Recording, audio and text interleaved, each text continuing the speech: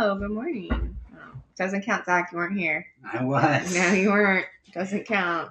One day. I expect a montage. Montage? Yeah, me coming in like 5 seconds. Don't do it for the montage. Sorry, guys. You gotta see my camera for a second. Okay, here we go. So you're using your camera and that one. Mm-hmm. Happy Monday. Happy post-Easter. Yes. Hopefully. Hopefully what? Hopefully you guys are... That's what we need today. That's what we need. Yeah, Cool. we had like a very long Saturday, and so then yesterday we had to wake up early, and I'm so tired. And I think I'm also like emotionally tired, and I'm actually tired. And there's like a difference. I feel like that's exactly what it is. Well, emotional tiredness, you could argue, is, I mean, your brain and body is so interconnected that it's. Mm-hmm. You can argue that it's actually many times worse because physiologically you're tired because of how much you've been holding, but then your brain space. Because I've had times where I'm physically tired, but I'm mentally like jacked up. Like sometimes after a race or just even like a hike, like a Saturday hike, you know, I might be kind of tired. And great emotion through stuff. It's a whole other thing. Did you talk to them? I did. No, they did you? I don't think they can hear one. I don't think they can. If they're already right now, yeah, they're gonna push him farther. You should go. I'll go tell them. It is spring break, so now who else is on spring break? Like coming off of a long weekend, and then there's some school. Like, that's a funny joke. So anyway, so there's no school. So we might have some visitors on these. Who knows? We did start watching last night, which I think we'll have to stop watching with the kids. Is Chicago. Oh yeah. We haven't watched Schmigadoon. Yes. If you like musicals, if you don't know musical theater, that I do. Yeah. We are musical people. We are of the musical variety kind of people. So we like musicals, and so we watch Schmigadoon, which is hilarious because that is like a satire of old musicals like Oklahoma, Carousel, Music Man. I don't know. I'm drawing a blank, but I'm like I can think. I know. You know, like all of those. Like, this is now season 2 is now a satire of Chicago, Cabaret, anything Bob Fosse. If you know Bob Fosse was a very well-known director. Yeah, music. Yes. Bob Fosse. Like,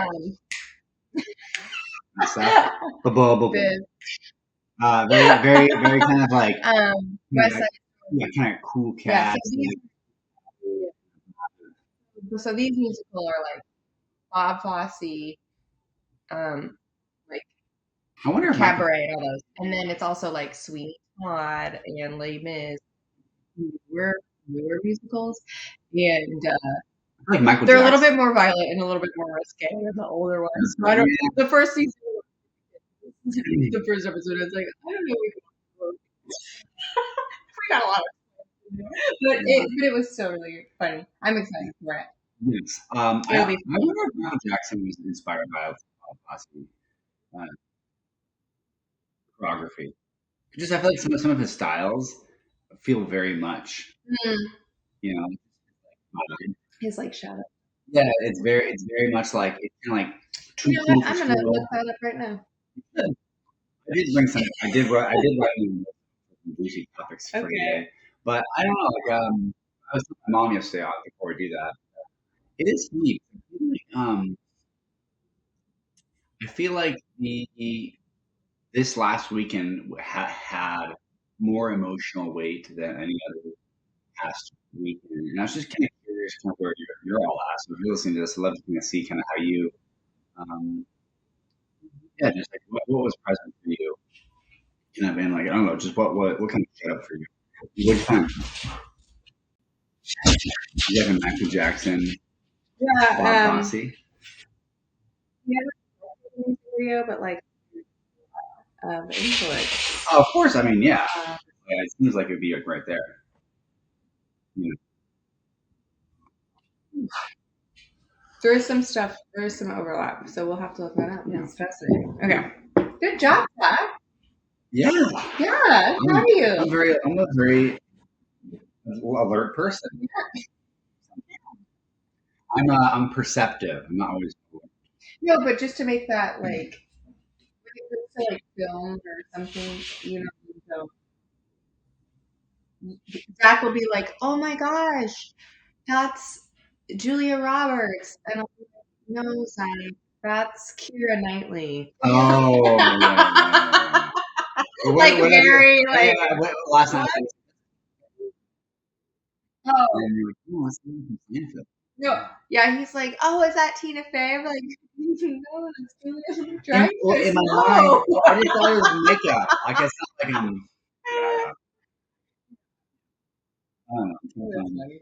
I kind of So want. I was like, "Oh wow, that's really you nailed that." That's hilarious there, Bob. Yeah, I can't think what were my little topics were that I was going to talk about, but You were right on the edge of asking the question. well, I know I was just curious. Well, I mean, we're not going to get into a conversation with. Well, it depends on this question, or if I was asking about I how. thought you were asking a question. Oh, I was just saying. I just it feels. I felt more of a reflective.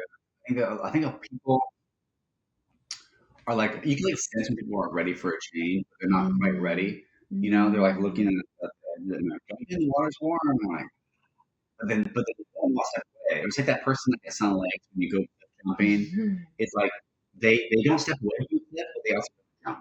Mhm. And they kind of look over and they come back. They look over, they come back. They look over, they just stare. And they just sit there and just Mhm. because there's a certain point where the sun's gonna set or they have to jump. Or you're just gonna get so scared. Don't jump. Yeah. And sometimes you need people like rooting for you, knowing that people who actually have jumped. I would always listen to the people that are in the water, looking down, or looking up at you, that have experienced what they want you to experience. And Listen to them versus listen to people behind you that haven't jumped yet. I know the adaptability. Well, well, and the reason I bring up this specific point, this is actually interesting because I feel like this is a good because a lot of times people is not. Let's say you want to jump, but there's a lot of things you shouldn't be jumping into. You know, and so if you're gonna jump into something, it might be worthwhile to put more weight on the people who actually jumped into the thing that you're going to jump into and listen to them versus the people that say they're going to jump that are behind you to say, go, do it, hurry up and jump. But they actually haven't jumped yet. You know what I'm saying? And if you have a lot of those voices and you're not hearing people in the water, then it might be something you don't jump into. It's not always good to jump either. So it's like that wisdom and discernment of what voices you're listening to. Mhm. You know? Yeah. Mhm. I think sometimes we allow that fear and the doubt to get so big. You're just standing there looking like what's because the longer it takes to actually take the action, Mhm. it's like just like builds and builds and builds and builds. And then it's really not fun because then if you don't jump, you go back to the campsite and everybody makes fun of you. You jump. It like just goes on and on and on and on, and it's a thing. True. I don't know what it says about me. I know Mhm. I was going to ask pretty you. quickly. Yeah. I know. When it comes to clip jump. I like to get out of the way. I don't like that for you to build up very long. So I'm like, get me to the front. I'm jumping. Yeah. Yeah, I think it's interesting. How's our couple doing this week? Anything you want to share with the people? Anything that I want to know? Was it? I feel like you were. No. Well, I was going to ask you. Okay. Like that You sounded do. like you had a question. Not I me. think I know. You never worked at a library. At the library. Oh, that's weird. I was thinking about checking you out. I did work at a library. That was so kind of funny. I Did worked you at a really? coffee shop in a library. Oh, That was my first coffee roasted. It was in the library. really? Yeah, so that didn't really work very good on me because You actually did. I did. So I was like, oh, where are you bringing up? I actually do remember that. In fact, I would have gone to that. Really cool set. It was yeah. It was It like was. a lot of libraries should have that. I don't know why libraries Don't have that. do that. It was honestly a really great way to in the library. So this and it's kind of like it was kind of a bummer, but um, it was an old beautiful building, and then there was like a main entrance, but the main entrance left, or you could come off the street to just these like beautiful, like the rich oak walls, and nice coffee. And like encourage people to get their books, read them in the library, read them in the coffee shop, or come to the coffee shop and be like, "Is this a library?" That was amazing. I know. That was a cool vibe. I know. I got a lot of work done. I got a lot of reading. Awesome.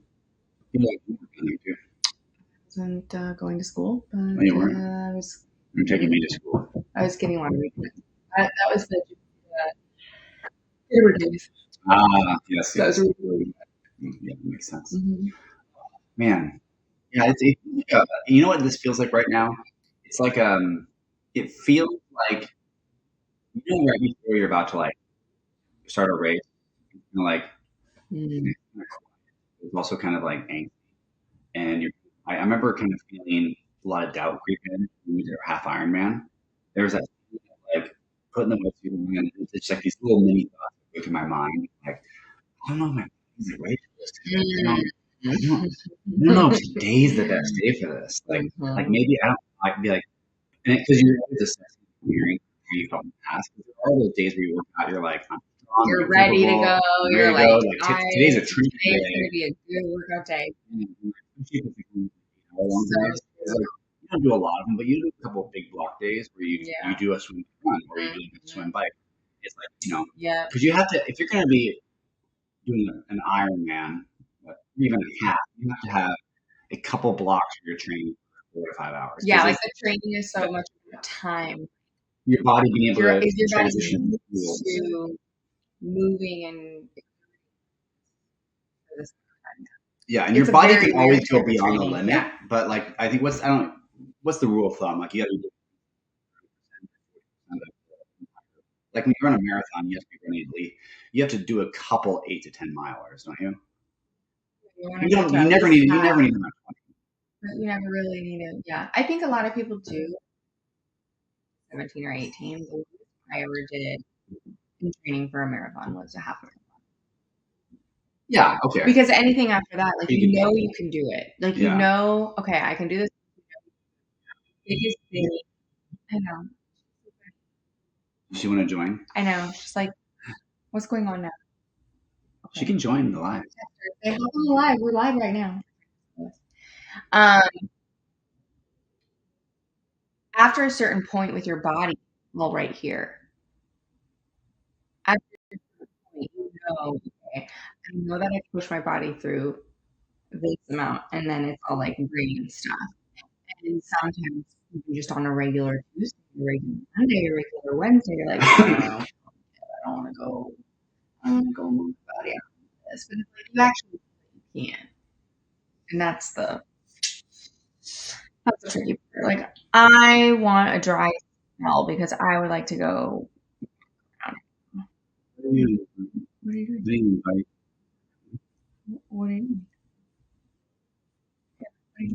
Oh yeah. Okay. Just say hi. So yeah. But what was your point in saying that?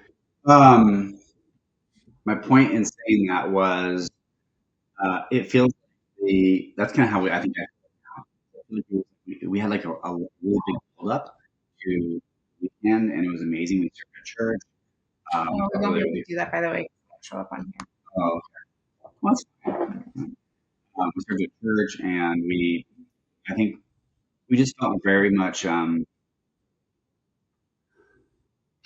like being kind of pulled and kind of called into something, but it's at the same time there's a listening. You know, I don't know how to explain it. Like, even like right now, it's like that you know that there is something happening, but you just keep taking like those little steps. I would say like it could be like the weather has been kind of crazy. It could be a lot of things, but you know, you just go through cycles, and sometimes I feel like it's like holding back so you can like spring forward, and that's kind of how I feel right now. Like there's like this anticipation, the race gun go off, and it's more palatable, and you can kind of feel it. Maybe our hearts kind of know it as well. And there's like this somber. What's like a more positive version of somber? Maybe reflective. Maybe yeah, like a quiet anticipation. You know, yeah, that's how I feel anyway. It's like not. It's not. I'm not jacked up. I'm also kind of like ready, but I'm also kind of like nervous. And then there's those thoughts of like, well, what? Well, because we have our course coming up, which is we're excited about. And also, like you want everything else. Oh, okay. Shoot. Okay, just leave it. It's fine. Yeah. We gotta join us and hang out. I don't know how to do it on here. I don't know. Maybe that's what I need to spend some time. That's what feels very. It's like wanting to be called, wanting to like step into something, and but to make sure you're listening to the right voice. Why did that come up for you? I mean, Easter weekend, I think there's a natural kind of, I think, stillness and gratitude and appreciation for what it means. And I think it feels like there's a response, maybe it's like a responsibility of like, it's weird when, okay, what's come up for me is like this thought of like cost. I think most of my life, I would reflect on what does something cost versus people that really achieve their dreams and do things. They think of the value associated with it because things do cost things, period. But if Whether you're you only do them or not asking, do them. yeah, so just because something costs a lot doesn't mean it's good or bad. It's a better question to ask is the value of this because if you really want something, it will cost something. And I think a lot of times we're too busy looking at the costs that we don't actually look at the value of the game. You know, in that this weekend, Easter weekend, really present, presents that for me. And then also where I can do that now is stop looking at the price tag and like, do you want to keep buying $3 watches that break every week, or is it time to spend $100 on a watch that lasts for decades? I don't know. It's that kind of thing, but then apply that to things you want in your life, you know, Yeah. or your health, or your relationship. I was just going to say, I will always share that this before. You never actually know the cost until you pay the cost. The cost of the gate may seem like that. However, through the experience of paying the cost, you may actually realize that the cost was really. That's the cost. Yeah, but I'm saying that's that not the bad, value. Though. Yeah. No. I'm saying you have to pay the cost no matter what. Okay, take on a trip that is wrapping up memories on Facebook, right? That we talked about last week. If somebody was to say, "Hey, would you like to pay for this cruise too?" I'd be like, "No, I don't want to do that." Right? And And if somebody said, "Well, if you want to have what you intended to have, then on this other," and I would have said, no, no, thank you. I'm not paying that cost. Thank you, bye bye. But having paid that cost, now looking back, that value was amazing. We got a lot out of that trip for our family, memory things, all of it. exactly. So that's what I'm saying is like, Exactly. you might pay. Have you ever gone to like a little hole in the wall burger place, or a little hole in the wall coffee, or a hole in the wall restaurant, and you pay something only $5, and you get this like burger? This is the best burger I've ever. And you don't know the cost to you may have been cheap, maybe $5 was a lot. No, but you still don't, because you're at this burger and you're eating it, and you're like, I would have paid $18 for this burger. So you really don't know the cost is a lot or if it's less until you actually. Yeah, value and costs are often intertwined, but they're not always. And it's like and maybe it's time for me to start looking at the value over the cost. What I mean by that is I'm not talking about physical things, by the way. I'm talking about things like dreams. I'm talking about things we want for our family, we want for our life, and and whenever historically I started to kind of get pulled out of it, and pulled out of a relationship, and think about this how this applies in your relationship. And if you're listening to this, how your relationship too is, let's say you're looking at something, and you tag around and you see, well, no one wants to be. I mean, I've been this person. No one's been. There's a time to do it kind of playfully, but it's kind of when you're around someone that's always. And I've been at places where, like, serious, that's just ridiculous, and they just like just everything. Myself and also, well, yeah, but also I've been around a lot. Like, I was gonna say, I've been one of the two of us. and like, so I spent a lot of my life constantly measuring cost and completely, but like, and sharing this not in relation specific to a physical item in the store. And but it's worthwhile to notice how much that bleeds into other areas. Mm-hmm. Like, do you want an extraordinary? Yes. And then you flip the tag over. Are you kidding me? 2 weekends.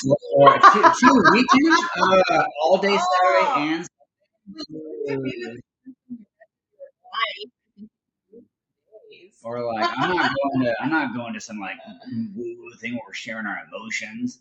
You know, but also just other Which things. we don't do, Yeah. by the way. Yeah. But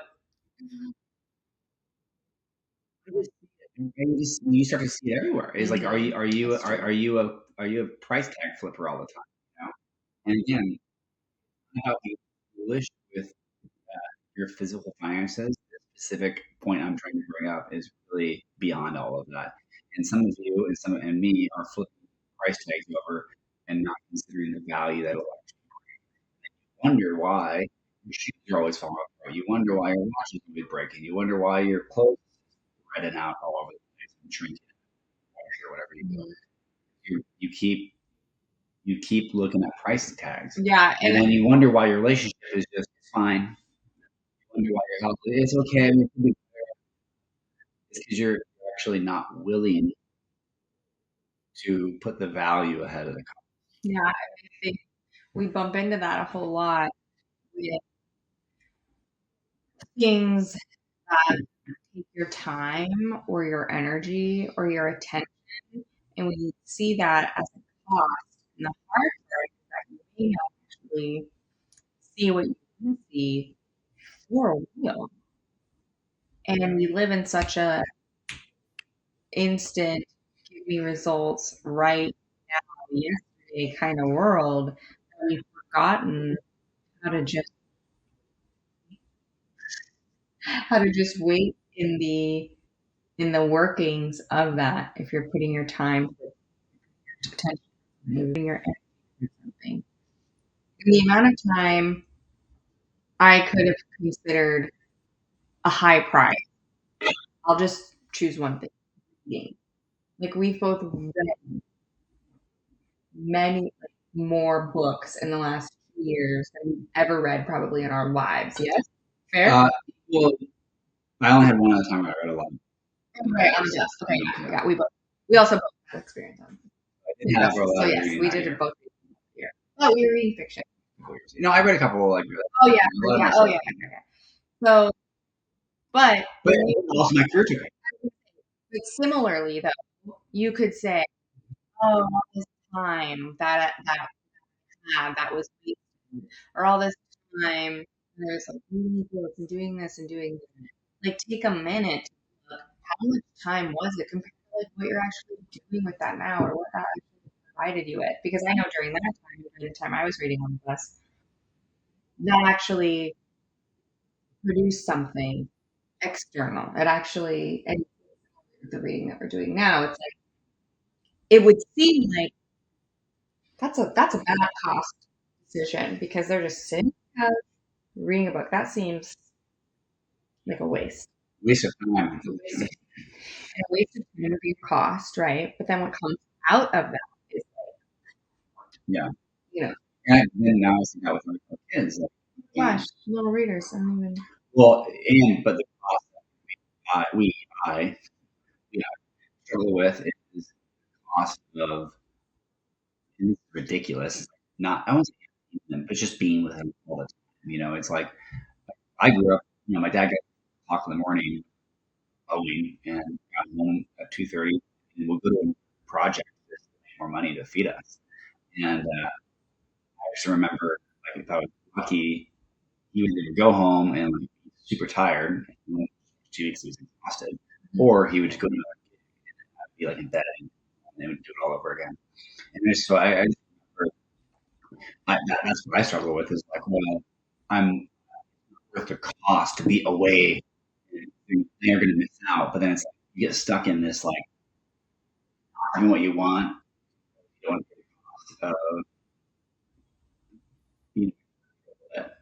it's like trying to find that. Well, and at some point you're going to pay the cost, right? Because let's say At some point you will.